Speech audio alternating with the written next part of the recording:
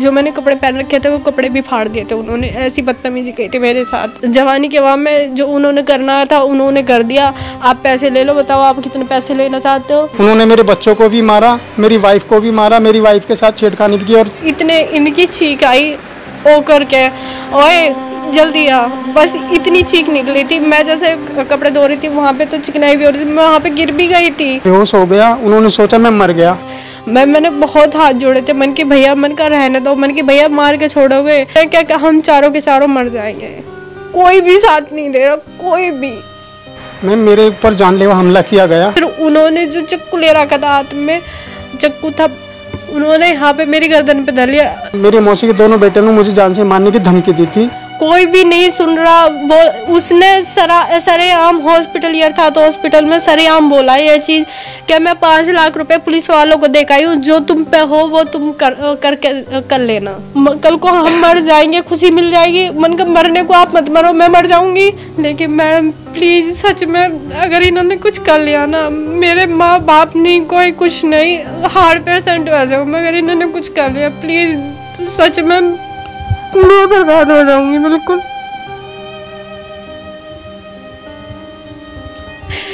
इस टाइम मेरे पास कुछ नहीं है, मैं क्या करूं। नमस्कार, मैं हूं आंचल मित्तल और आप देख रहे हैं तेज तर्रार। इस वक्त मैं मौजूद हूं नोएडा के सलारपुर खादर गांव में, जहां पर एक परिवार मेरे साथ मौजूद है जिनका ये कहना है कि जब वो अपने घर में बैठकर आराम कर रहे थे तभी अचानक से 15 से 20 लोग इनके घर में आ पहुंचते हैं और इनके ऊपर हमला शुरू कर देते हैं। उनकी बीवी के ऊपर जो है हमला करते हैं, उनके साथ छेड़छाड़ करते हैं। उसके अलावा इनके ऊपर चाकुओं से हमला किया जाता है। ये वही घर है जहां पर इस पूरी वारदात ने अंजाम लिया है। इनका ये कहना है कि जो भी वो लोग आए थे इनके खुद के रिश्तेदार थे। एक बार आइए इन लोगों के साथ जुड़ते हैं और जानने की कोशिश करते हैं कि आखिरकार क्या वजह थी कि इनके ऊपर इस तरीके से हमला किया गया। जी सर, आपका नाम? मैम मेरा नाम देवदत्त शर्मा है। क्या कुछ हुआ आपके साथ? मैम मेरे ऊपर जानलेवा हमला किया गया।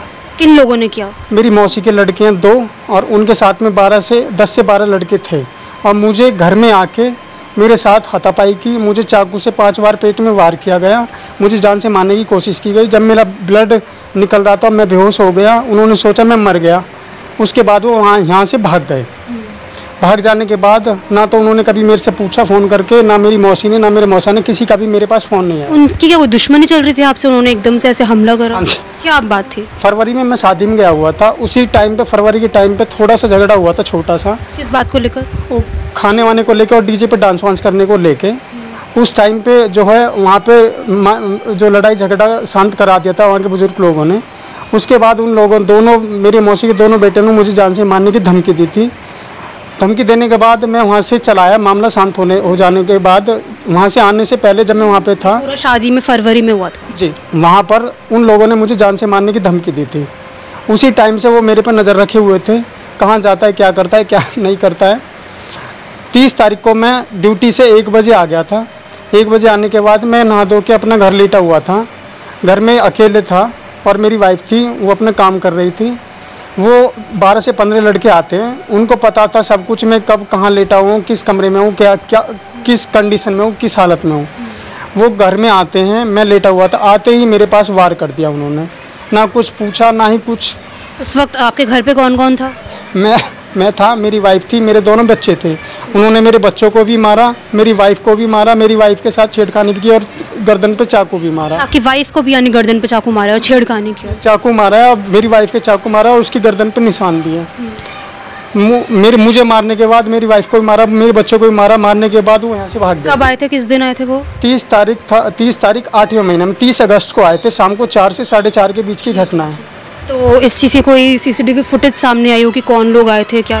हाँ जी, मेरे पास फुटेज है, उनके आने की भी फुटेज है। और जब उन्होंने मुझे मारा, मेरे साथ घटना की, मुझे चाकू मारा और मैं जब मेरा ब्लड बह रहा था, वो लोग मुझे मार रहे थे। मैं बाहर नीचे पड़ा हुआ था गेट के बाहर अपने, मैं उनके पीछे भगा। जब मुझे मार के भग रहे थे तो मैं उनको पकड़ने के लिए भगा, मैं बाहर जाके गिर गया। गिरने के बाद भी मुझे मार रहे थे।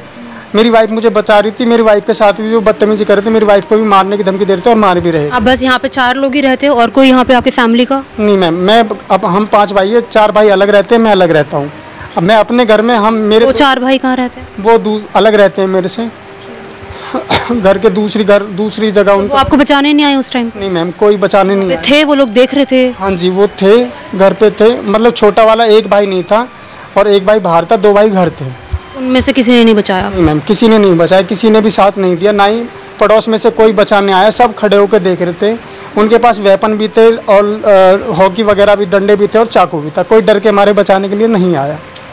तो अभी तक क्या कार्रवाई की गई है? वो लोग पकड़े गए हैं जितने भी लोग थे? नहीं मैम, कोई भी एक भी नहीं पकड़ा गया। एक भी जो है सब फरार है? सब फरार है, कोई भी नहीं पकड़ा गया। और पुलिस ने खाली FIR में 324 धारा जो है रजिस्टर्ड की है, उसके अलावा कोई कार्रवाई नहीं की है। FIR कॉपी देख सकती हूँ? हाँ जी मैम। अच्छा, तो कौन से थाने में गया ये मामला? सेक्टर 39 नोएडा का है मैम थाना। जो लोग तरफ से कोई कार्रवाई नहीं की गई? इतना टाइम हो गया इस मामले को? नहीं मैम, कोई कार्रवाई नहीं की गई। 30 तारीख की बात है, 30 अगस्त की, अभी तक कोई कार्रवाई नहीं की गई है। मैं हॉस्पिटल में था तो मेरे जो चौकी प्रभारी है पंकज कुमार जी, उन्होंने कहा था, जब वो मेरा बयान लेने के लिए आए थे तो उन्होंने कहा था कि बेटा दिक्कत मत ले, परेशान मत हो, हम उन्हें पक्का जेल भेजेंगे। उसके बाद से ना वो मेरे से मिलने आए, ना मेरे से उन्होंने बात की। अच्छा, आपने वापस से जाने की कोशिश करी, पता करने की कोशिश की थोड़ा? मैम अभी मैं जाने की हालत में नहीं हूँ। क्या हुआ मतलब? मैम मेरे पेट पे जो चाकू वाकू लगे हैं, ये चाकू लगे हैं, ऊपर से जख्म भर गया, लेकिन नीचे ये अभी गांठ है। मैं चलने फिरने की हालत में नहीं हूँ मैम। ये जो है, ये सारा चाकू लगे हुए हैं यहाँ पे, ये जो निशान है, मैं चलने की हालत में नहीं हूँ। अभी आपकी क्या मांग है? मैम मेरी मांग ये है प्रशासन से, नोएडा प्रशासन से, पुलिस से, कि उनको पकड़े और उनको पकड़ने के बाद उन्होंने अपराध किया है, घटना की है, उन्होंने अपराध किया, उन्हें सज़ा मिले, बस मैं ये चाहता हूँ। मेरी हाथ जोड़ के पुलिस प्रशासन से विनती है कि उनको पकड़ें और उन्हें सज़ा दें। उन्होंने अपराध किया है, उन्हें सज़ा दें, अपराधी हैं, सज़ा दें। मेरी मांग ये है बस। प्रियंका शर्मा। आप इनकी वाइफ हैं? हाँ जी। इस वक्त आप भी घर पे थे? हाँ जी। आपके ऊपर भी हमला किया? हाँ जी, ये अंदर थे, यहाँ पे नहा के लेटे थे। 3:30-4 बजे के आसपास की बात है। ये कूलर है, कूलर के पास बाहर में कपड़े धो रही थी बैठी हुई। उनमें से आए थे एक जने, मौसी के लड़के। अब बोलते क्या दुश्मन भी घर पे आता है, उसको भी पूछा जाता है पानी के लिए। मुस्कुरा के बोले भाभी नमस्ते। नमस्ते। मनु भाई घर पे है? मन का है। मुझे ये नहीं पता था कि ये इस सिचुएशन में आए, वो अकेले थे उस टाइम। मन का हाँ है भैया, तो गेट खोलो। इतना मैं गेट नहीं खोल पाई। मन का हाथ धो लूँ, साबुन के हाथ हो रहे थे, मेरे कपड़े धो रही थी मैं। मन का मैं हाथ धोने लगी। हाथ धो के मैं हाथ धो नहीं पाई, इतने वो गेट खोल लिया था उन्होंने। गेट खोल के वो अकेले अंदर आए थे। मैं बाथरूम में पर्दे लग रहे हैं, मैं साबुन लेने गई थी बाथरूम में, इतने इनकी चीख आई ओ करके, ओए जल्दी आ, बस इतनी चीख निकली थी। मैं जैसे कपड़े धो रही थी, वहाँ पे तो चिकनाई भी हो रही थी, मैं वहाँ पे गिर भी गई थी। फिर भी मैं उठ के संभल के आई। ये भी रोने लगे, दोनों बच्चे बहुत ज़्यादा रोने लगे। मन का पता नहीं क्या हुआ क्या ना हुआ। देखा था यहाँ पे, पहले यहाँ पे दाव रखे थे, फिर यहाँ से मैंने छुटवाई है। छुटवाने के बाद फिर यहाँ पे छोटा वाला बेटा बैठा है, यहाँ पे उन्होंने दाव रखा था। मैंने कोनी भी बहुत बजाई। फिर उन्होंने जो चक्कू ले रखा था हाथ में, चक्कू था, उन्होंने यहाँ पे मेरी गर्दन पे धर लिया। ये निशान है, ये निशान है। पहले तो लील भी था, लेकिन लील खत्म हो गया, ये निशान रह गया था। यहाँ पे भी, हाथों पे भी वो था। जो मैंने कपड़े पहन रखे थे वो कपड़े भी फाड़ दिए थे उन्होंने। ऐसी बदतमीजी की थी मेरे साथ। मैंने बहुत हाथ जोड़े थे। मन की भैया, मन का रहने दो, मन की भैया मार के छोड़ोगे। ये क्या लगे, अगर छोड़ो मारो तो जान से मार देना चारों को, कि बाद में हमें दुख ना देना पड़े। बस यही हाथ जोड़ के रिक्वेस्ट है कि हमें इंसाफ मिलना चाहिए। मैं गरीब आदमी, हम कहाँ जाए, मेरे मम्मी नहीं, पापा नहीं, मेरे सर पे कोई नहीं है, यही है जो है। अब ये 3-4 दिन से बस यही है इनके मन में। जब से आपका फ़ोन आया ना, आपने वो दिए कि हम आएंगे, आप चिंता मत करो, तब से शांत नहीं बोल रहे क्या कि हम चारों के चारों मर जाएंगे। कोई भी साथ नहीं दे रहा, कोई भी। बताओ क्या करें हम। मैं गरीब जो था मेरे पास, मैंने अपना चीज़ से, छल्ला से, जो भी था मेरे पास, मैंने सब इनके इलाज में लगा दिया, सब कुछ करके। मन की इनके ऊपर में ये ठीक हो जाए, जा नहीं जा रहा। मेरे बच्चे भी घर पे बैठे हैं, वो स्कूल नहीं जा रहे? स्कूल नहीं जा रहे। क्यों? इनकी जान को भी खतरा है। अच्छा, क्योंकि वो आरोपी फरार है? क्योंकि आरोपी फरार है, वो घूम रहे हैं, यहीं पे आसपास घूम रहे हैं, पुलिस को पता भी है आरोपी घूम रहे हैं। उनकी जिस टाइम इनका ऑपरेशन चल रहा था, उनकी बड़ी बहन आई थी हॉस्पिटल में, बोलने लगी उन्होंने जो कर दिया ठीक है, कर दिया, वो अपनी जवानी के वाम में जो उन्होंने करना था उन्होंने कर दिया, आप पैसे ले लो, बताओ आप कितने पैसे लेना चाहते हो। मन को मुझे पैसे नहीं चाहिए, मुझे मेरा पति चाहिए। मन की पैसे का क्या करूँगी। और मन की पहली बात, तुम चाहते क्या हो? मन का ऑपरेशन हो जाए, मैं कुछ नहीं चाहूँगी। पैसे का क्या करूँगी मैं? जब मेरा आदमी नहीं रहेगा तो मैं पैसे को क्या करूँगी? मन का पैसे का मैं कुछ नहीं करूँगी। आज 8 से 10 लाख रुपया मैं तुम्हारे बच्चों के अकाउंट में गिरवा देती हूँ। कल को मेरा आदमी को कुछ हो जाएगा तो मैं क्या करूँगी उस पैसे का? फिर बोलने लगी क्या, ठीक है अगर तुम अपनी थर्ड में हो, वहाँ पे रिलेशन, मेरी रिलेशन में सब थे वहाँ पे, तो वो उनसे भी झगड़ा करने लगी कि आप मुझे पीटो, ये करो वगैरह, सब कुछ करने लगी। क्या उल्टा इन पे केस पड़ जाए, ऐसे करने लगी। तो फिर बोला था, उन्होंने भी बोला था कि ऑपरेशन थिएटर में है, ऑपरेशन हो जाने दो, उसके बाद ठीक हो जाएंगे, उसके बाद फैसला कर लेना शांत होके, या जो भी है बात। अभी कुछ नहीं, वो यहीं पे घूम रहे हैं अभी भी। पर 4-5वां दिन है, मैं गई थी दवाई लेने, मेरी दवाई चल रही है, मैं दवाई लेने गई थी गेजे रोड पे। बड़ा वाला बेटा मेरे साथ था, तो मैंने देखा था वहाँ पे, मुझे हल्की सी झलक पड़ी थी उस गाड़ी की जिस गाड़ी में वो आए थे। अब मैं बताओ, मैं गरीब हूँ, मैं कहाँ से क्या करूँ? कि मैं तो चारों ओर से मर गई।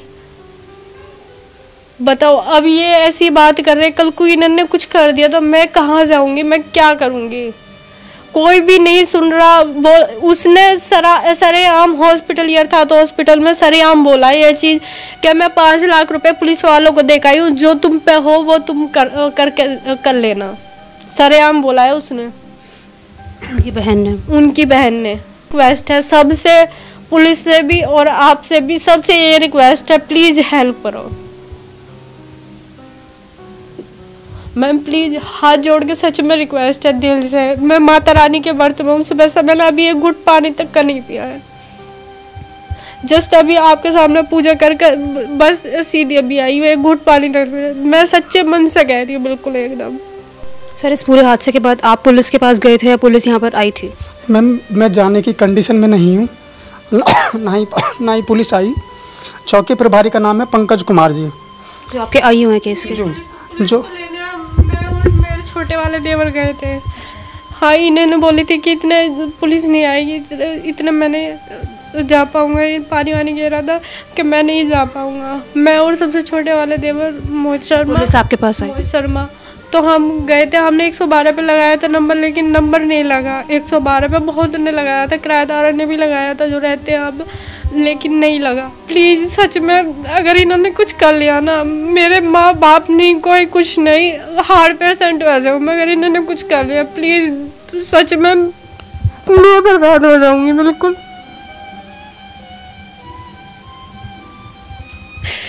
इस टाइम मेरे पास कुछ नहीं है, मैं क्या करूँ, कहाँ से मजबूर, उन्हें टेंशन से हो दूँ।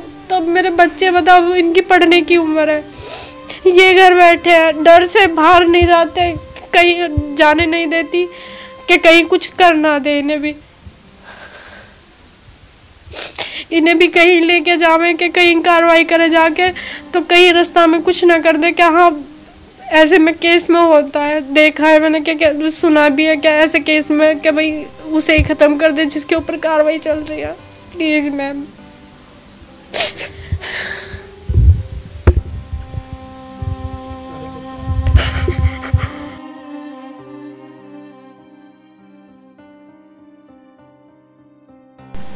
उस दिन आपके बेटे के साथ इतना बड़ा हादसा हो गया, आपने क्या क्या देखा था उस दिन?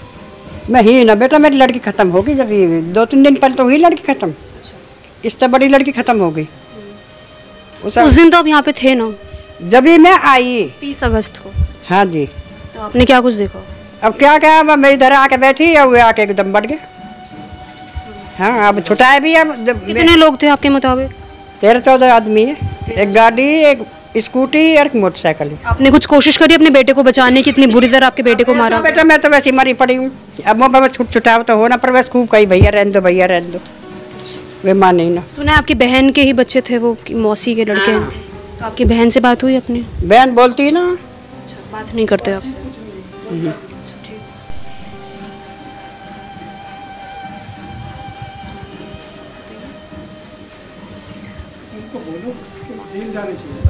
हाँ, जेल जाना चाहिए। वो लोग जो भी आरोपी आए थे? पुलिस कुछ कर ही नहीं क्या करें।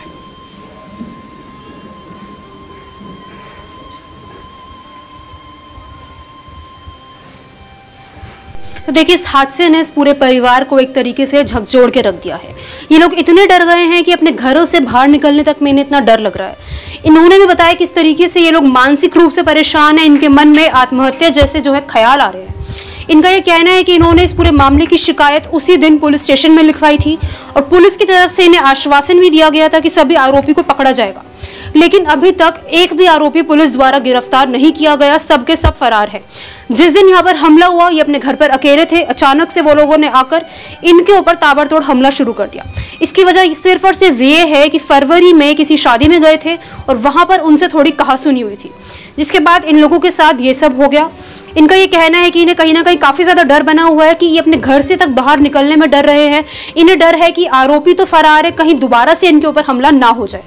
साथ ही साथ इनके पुलिस पे भी इल्जाम है कि पुलिस द्वारा कुछ खास सहायता नहीं की जा रही। इनकी यही मांग है कि पुलिस द्वारा जल्द से जल्द इस पूरे मामले पे कार्रवाई की जानी चाहिए और जो भी आरोपी है उन्हें जल्द से जल्द पुलिस द्वारा गिरफ्तार कर लिया जाना चाहिए। इन्होंने हमें यह भी बताया कि किस तरीके से आरोपी की बहन इनके साथ फोन पे जुड़ी और इनसे ये बोला कि उन्होंने तो है पुलिस को खरीद लिया है, पुलिस को पैसे भरे हैं और पुलिस अब इनकी जो है कोई सहायता नहीं करेगी, जिसके कारण ये पूरा परिवार काफी ज्यादा डरा हुआ हमें दिखाई दिया।